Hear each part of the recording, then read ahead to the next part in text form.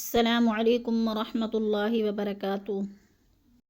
آج کا ہمارا سبق ہے سورۃ الاخلاص، مکمل تجوید کے ساتھ سیکھیں گے انشاءاللہ العزیز۔ اکثر لوگ مسٹیک کر جاتے ہیں لم یلد، اس کو پڑھ جاتے ہیں لم یلد ولم یولد، یعنی اس دونوں لفظوں میں مسٹیک کو ہم نے ٹھیک کرنا ہے اور یہ دیکھنا ہے کہ لم یلد میں قاعدہ کون سا ہے تجوید کا۔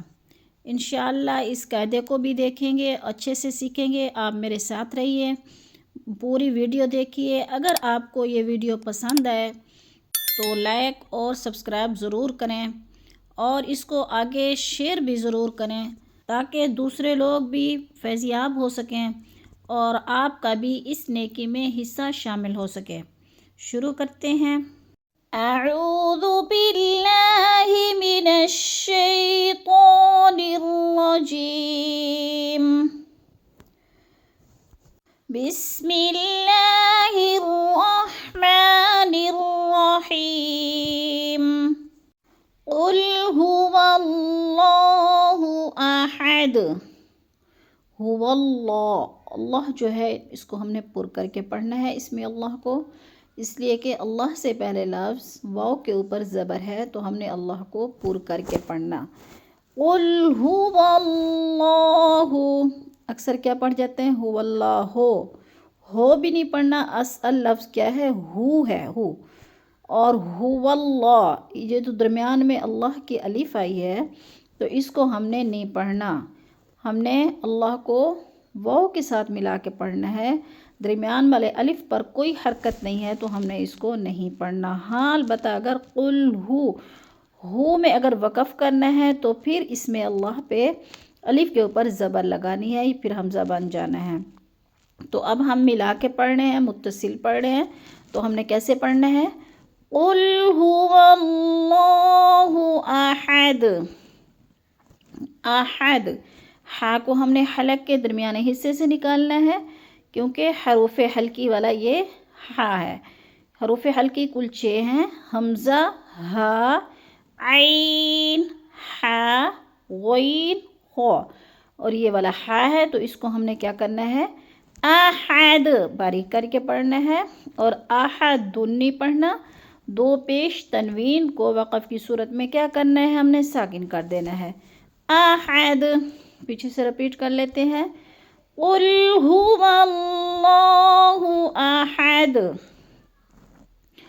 اللہ الصمد، اکثر کیا پڑھتے ہیں؟ اللہ الصمد، یعنی نعوذ باللہ صاد کے اوپر شد بھی نہ کی اور سختی سے جماؤ کے ساتھ نہ پڑھا، تو اس طرح الٹا سیدھا پڑھنے سے لفظ کا معنی بھی الٹ ہو جاتا ہے تو ثواب کے بجائے کیا ہوتا ہے؟ گناہ ملتا ہے۔ تو ہم نے اس کو صحیح انداز میں کیسے پڑھنا ہے؟ اللہ الصمد، ہا کو صاد سے ملانا ہے، یہ پھر جو الف اور لام آ رہے ہیں، الف اور لام پر کوئی حرکت نہیں ہے تو ان دونوں کو ہم نے چھوڑ دینا ہے، ہا کو صاد کے ساتھ ملا کر ہم نے پڑھنا ہے۔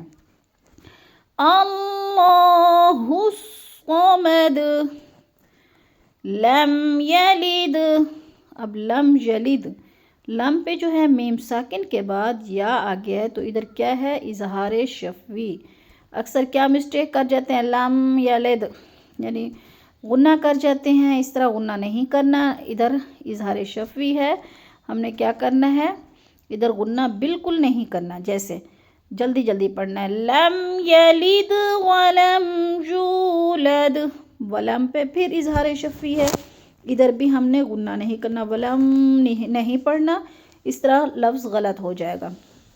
تو ہم نے کیسے پڑھنا ہے؟ جلدی جلدی ادا کرنا ہے، ولم یولد، اور یو کو جو ہے ادھر کیا ہے؟ وہ مدہ ہے، واو ساکن سے پہلے یا کے اوپر پیش آ جائے تو کیا ہوگا؟ واو مدہ، واو مدہ کو 1 سے 2 الف کے برابر ہم نے حرکات کے برابر کھینچ کر پڑھنا ہے، یعنی لمبا کرنا ہے۔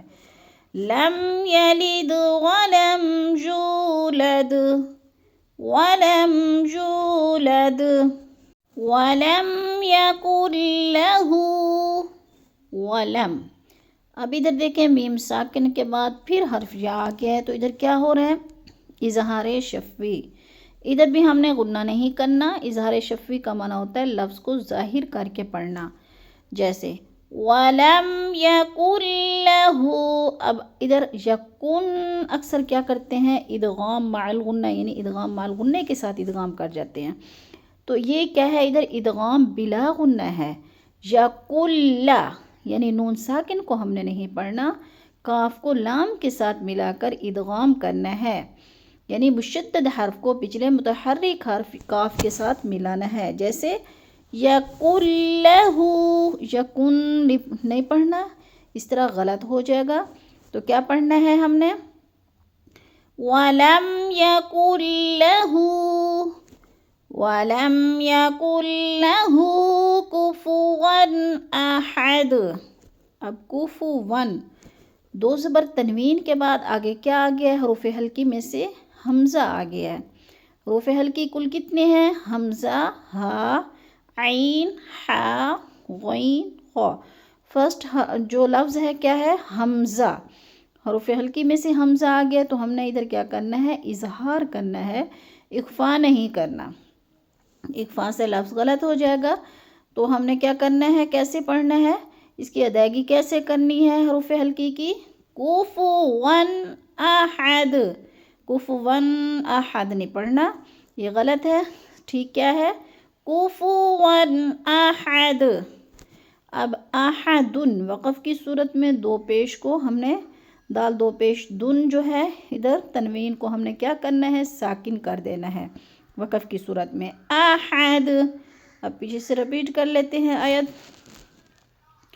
وَلَمْ يَكُنْ لَهُ كُفُوًا أَحَدٌ.